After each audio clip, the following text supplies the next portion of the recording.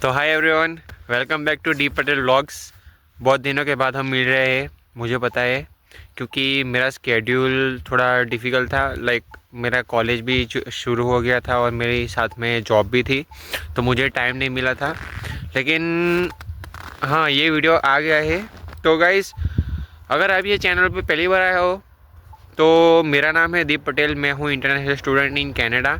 मैं आया था सितंबर इनटेक 2024 में, और मेरा अभी 5 मंथ्स इन कनाडा ख़त्म हो चुके हैं, मतलब मोर देन 5 मंथ्स हो गया है। तो गाइस, बस ये वीडियो में हम ये बात करेंगे कि मेरा एक्सपीरियंस कैसा था as an international student in Canada for 5 months. तो गाइस, ज़्यादा देरी नहीं करते, वीडियो की शुरुआत करते हैं। लेकिन वीडियो की शुरुआत करने से पहले मैं आपको एक चीज़ दिखा देता हूँ कि मैं कहाँ पे हूँ अभी। तो वैसे तो मैं यहाँ पे जो पूरा ये है वो मेन रोड है, उसके जो पीछे वो ट्रेन का ट्रेल है, मतलब रेलवे जो है, रेलवे लाइन है। और मेरे ठीक इस साइड ये पूरा रिवर है जो अभी पूरा जम गया है बिकॉज ऑफ स्नो, विंटर। तो गाइज़, अगर हम अभी टेम्परेचर देखें तो -24 अराउंड है इन नॉर्थ पे। तो गाइज़, -24 डिग्री है, और ये मतलब बहुत ही ठंडा है। मेरी जो मूछें है, हाँ, मेरे मूछें भी जम गई है, मेरी दाढ़ी भी जम गई है। तो गाइस, बस यही है। तो अभी ये पूरा जम गया है, ये पूरा रिवर है मेरे पीछे। मैंने स्टोरी भी डाली होगी, अगर आपने मुझे इंस्टाग्राम पे फॉलो किया है तो मैं ये रिवर पे, मतलब पहले जब समर था तो मैं यहाँ पे बैठता था, यहाँ पे बेंच वगैरह, मतलब अगर मुझे टाइम मिला तो मैं यहाँ पे बैठने आता था। लेकिन अब तो बेंच पे भी बर्फ़ है, बैठे तो कहाँ बैठे। तो गाइस, मैं आपको एक बार बैक कैमरा करके दिखाता हूँ कि ये पूरी जो प्लेस है ये कैसी है। मेरे पास पहले का वीडियो या फ़ोटो नहीं है, लेकिन अगर मेरे पास होता तो मैं आपको कंपेयर करके दिखाता कि यहाँ पे कैसा है। तो गाइस, बस अभी मैं बैक कैमरा करके आपको दिखाता हूँ कि यहाँ पे विंटर में जो रिवर है वो कैसी हो गई है।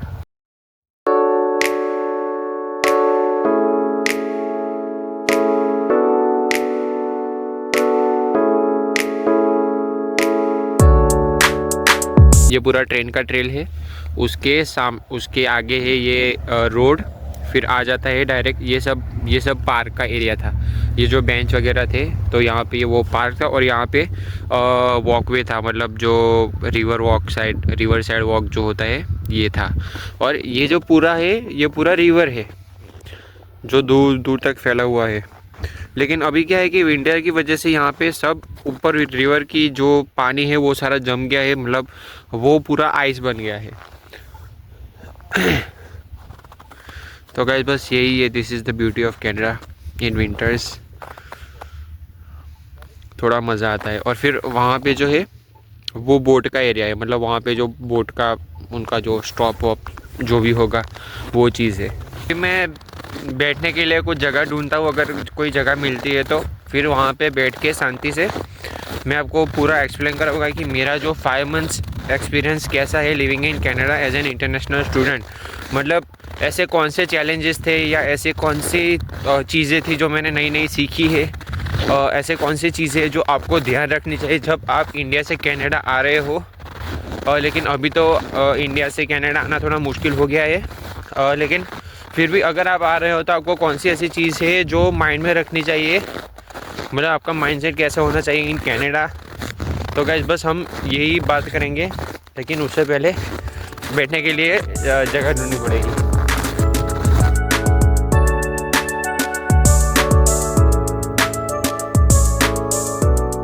गाइस, बस सबसे पहले हम बात करते हैं कि मैं कनाडा में लैंड हुआ 13 ऑफ अगस्त। तो मैं जैसे लैंड हुआ मैं सबसे पहले गया टोरंटो में, जो इटोबिकोक में जो स्वामीनारायण BAPS टेम्पल है वहाँ पे। फिर वहाँ पे मेरा स्टे था 20 आवर्स, क्योंकि मेरा टोरंटो में होल्ट था फॉर 20 आवर्स। तो वहाँ पे मेरा 1 नाइट स्टे था, और फिर वहाँ से नेक्स्ट डे मुझे वापस एयरपोर्ट गया, और फिर वहाँ से मैं आ गया डायरेक्ट नॉर्थ वे। तो मैं नॉर्थ वे में आया था 14 अगस्त मॉर्निंग में। तो गैस, मेरे जो इनिशियल 4 to 5 वीक्स थे वो मेरे लिए बहुत ही इम्पोर्टेंट थे, क्योंकि for me it was like a dream come true. क्योंकि ये जो सब प्लानिंग किया था वो मैं जब शायद 9th और 10th स्टैंडर्ड में था, तब मैंने ये सोचा था कि मैं कनाडा जाना चाहता हूँ इंटरनेशनल स्टूडेंट की तरह, मतलब आफ्टर 12th। तो मैंने ये सब खुद से ही डिसाइड किया था। तो मेरे लिए was like dream come true for me. तो ये मेरा एक बहुत ही अच्छा एक्सपीरियंस था। फिर जो इनिशियल स्टेज में हम घर से भी मेरे सब दोस्त, मतलब कॉलेज घूमना थोड़ा अच्छा था। फिर सब नई चीज़ें एक्सप्लोर की, नई नई जगह नॉर्थ वे में ही मैंने देखा कि नॉर्थ वे में एक्चुअली क्या होता है, मतलब ट्रांसपोर्टेशन सिस्टम कैसा है। तो बस इनिशियल स्टेज में तो मैंने यही देखा। फिर एक और मैंने चीज़ एक्सपीरियंस की थी, वो थी यहाँ की फ़र्स्ट ट्रेन।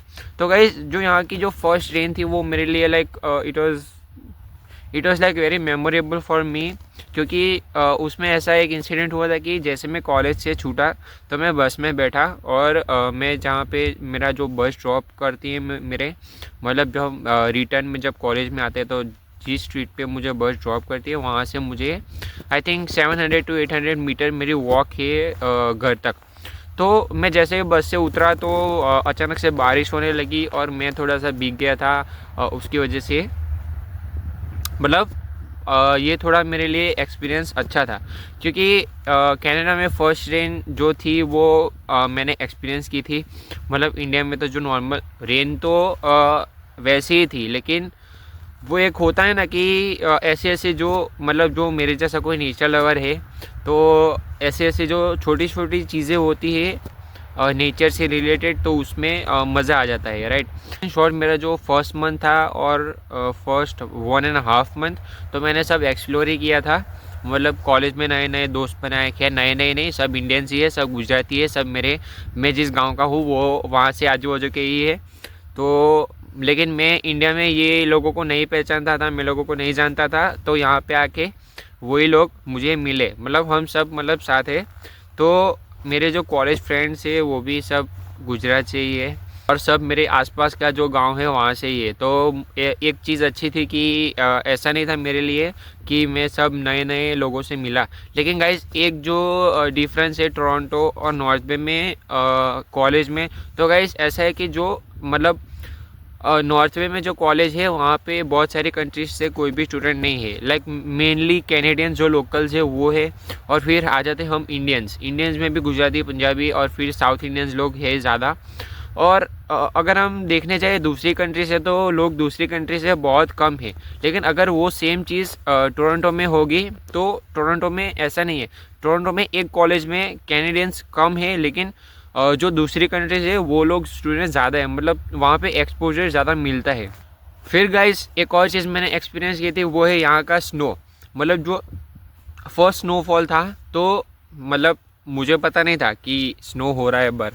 मतलब मैं जिस रूम में मैं रहता हूँ वहाँ पे हमारे पास 1 2 3 4 हाँ 4 विंडोज़ है, तो उस पर कर्टेन है, तो सब कर्टेन लगाया हुआ था। तो मैं जब उठा, मतलब I think it was like 11 AM मैं जब उठा तो मेरे एक आदत है कि मैं जैसे ही उठता हूँ सबसे पहले मैं फ़ोन लेता हूँ और इंस्टाग्राम खोलता हूँ। तो मेरा एक फ्रेंड है यहाँ पे, तो उसने स्टोरी डाली कि फर्स्ट स्नो इन कनाडा। तो मैं तुरंत देखने गया बाहर। तो मैं जैसे ही गाइस बाहर गया तो पूरा snow snow snow snow snow. वो जो एक्सपीरियंस था वो एक अनबीटेबल एक्सपीरियंस है। मतलब मैंने जो चीज़ यहाँ पे एक्सपीरियंस की वो सबसे बेस्ट है कि यहाँ की स्नो। लेकिन गाइस धीरे धीरे धीरे धीरे करके जैसे विंटर आती गई, स्नो भी आया, बर्फ़ ये सब हुआ।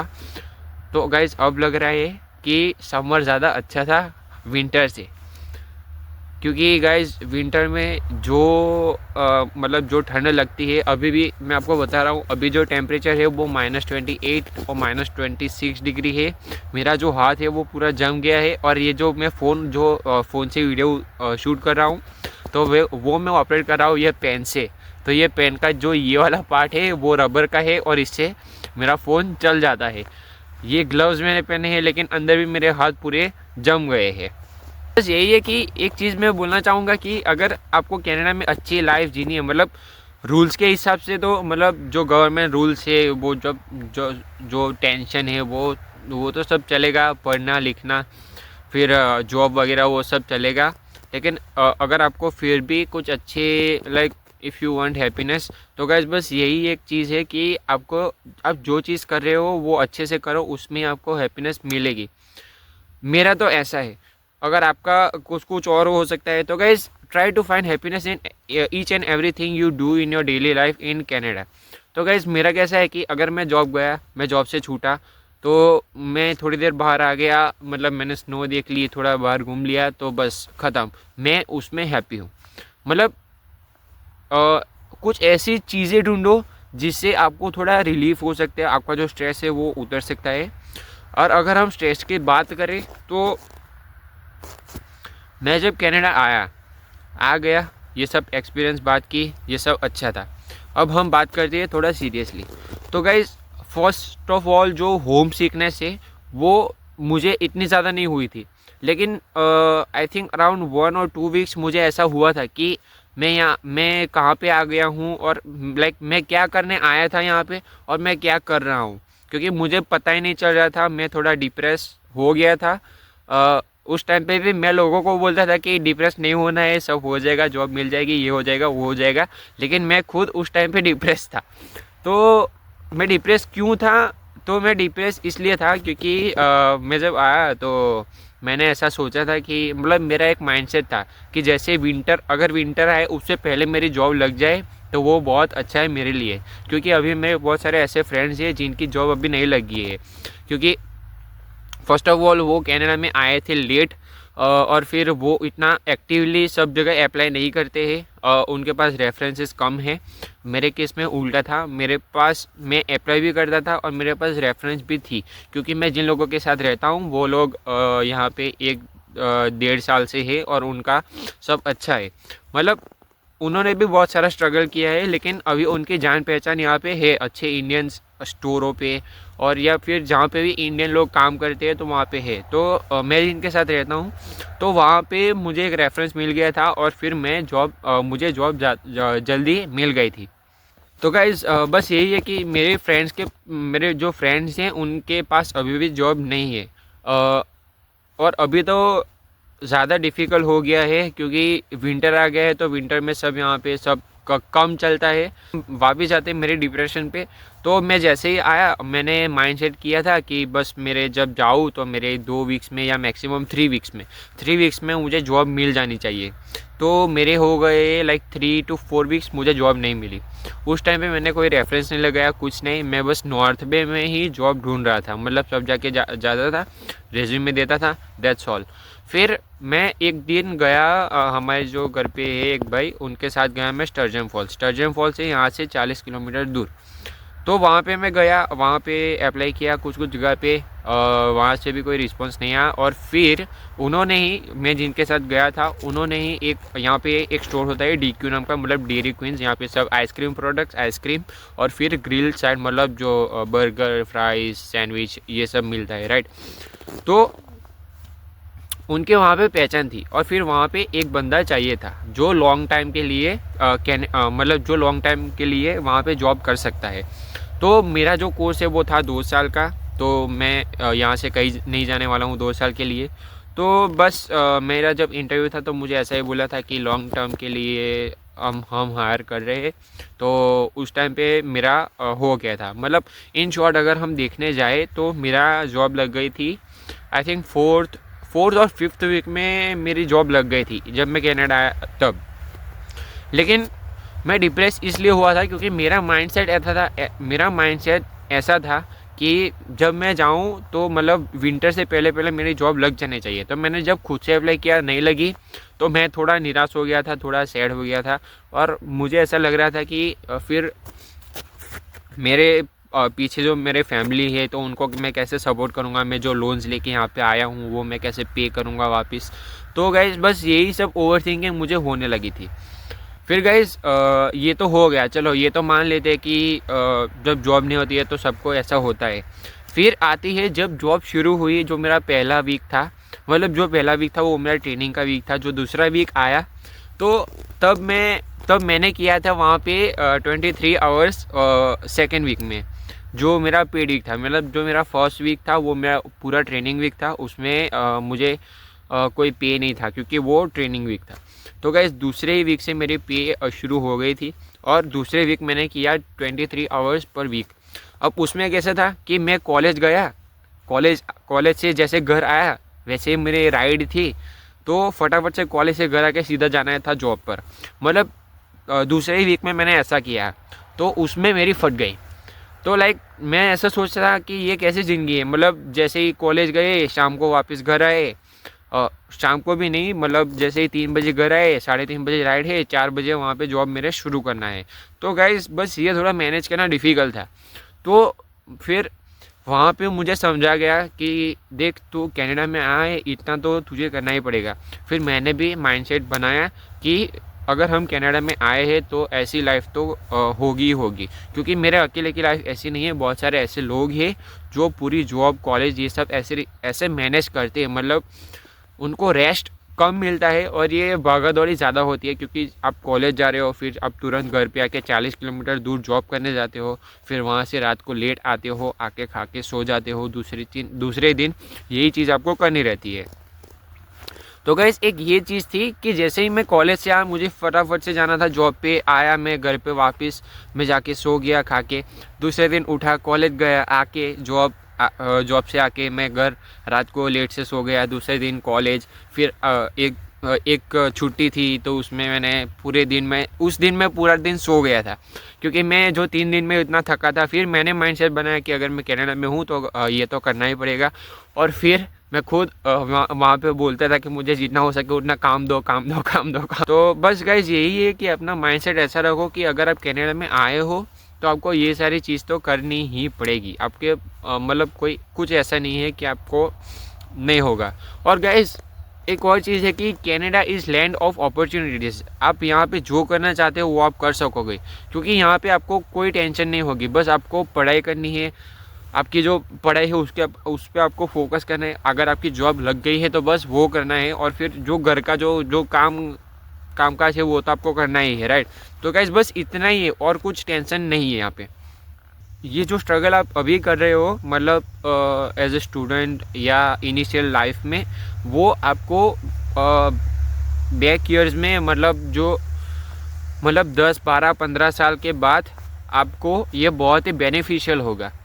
वो कैसे होगा ये तो तभी पता लगेगा, लेकिन ये बहुत अच्छा रहेगा आपके लिए लाइक आफ्टर 10 to 15 ईयर्स, क्योंकि आप सबसे पहले सब सीख गए हो, आपको सब चीज़ की पता लग गई है। तो गाइस आपको जीने का मज़ा आएगा कनाडा में। फिर दूसरा क्वेश्चन लोग पूछते हैं कि डू यू मिस इंडिया। तो guys obviously India is my home country, my parents over there, my brother is over there, cousins, all the family members are in India, so obviously I will miss India.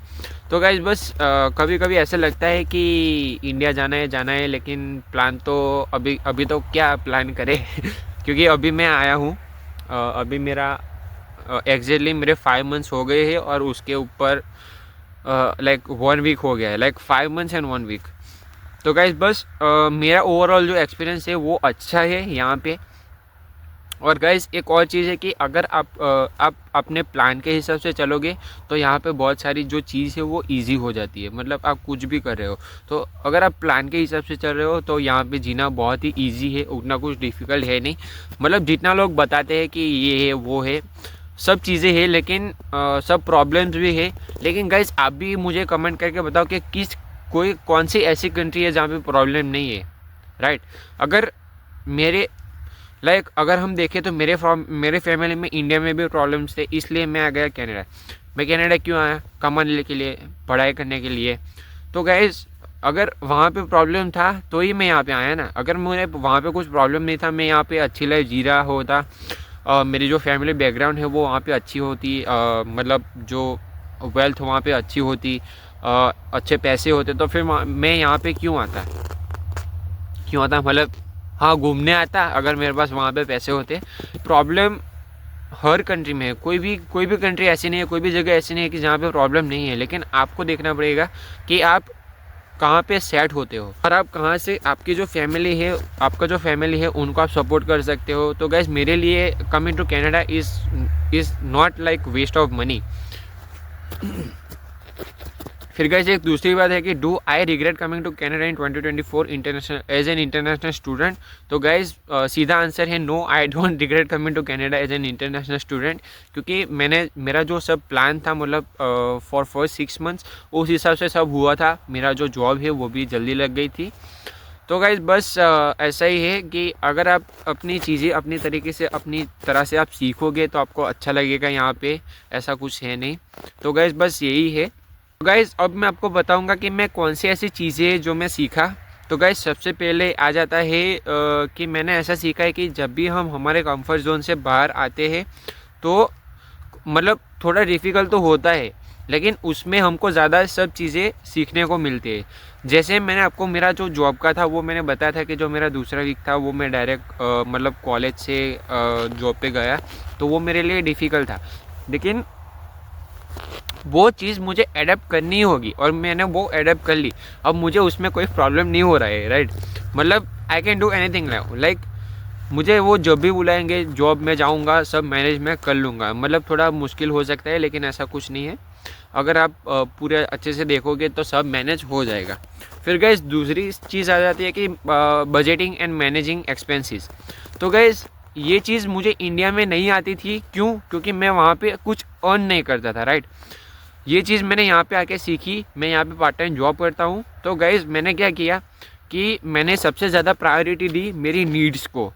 मतलब जो मेरी needs है वो मैं top पे रखा। जो मेरे वांट्स है वो अभी मतलब वांट्स तो बहुत सारे हैं, ऐसे हम मतलब वांट्स के लिए भी काम करेंगे, उसके लिए भी सेविंग मैं करता हूँ।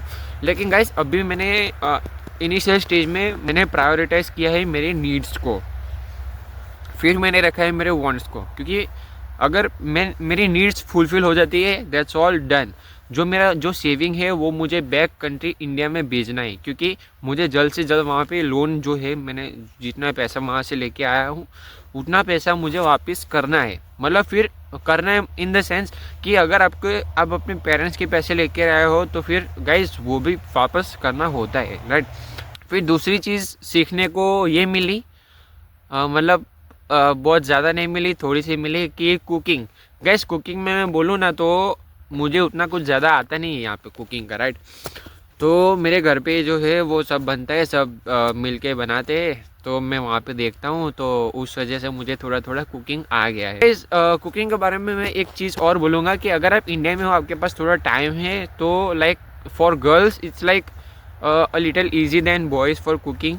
लेकिन अगर आप मेल हो मतलब तो गाइस अगर आप एक लड़के हो तो इंडिया से ही थोड़ा बहुत कुकिंग का सीख के आना, क्योंकि यहाँ पे अगर आपको आपका बजटिंग एंड फाइनेंसिंग जो मतलब बजट मैनेज करना है, एक्सपेंसेस मैनेज करने हैं, तो आपको कुकिंग करना ही पड़ेगा। अगर आपको कुकिंग नहीं आएगा आप लेज़ी हो जाओगे घर पे बनाने के लिए, आप सब चीज़ बाहर के खाओगे।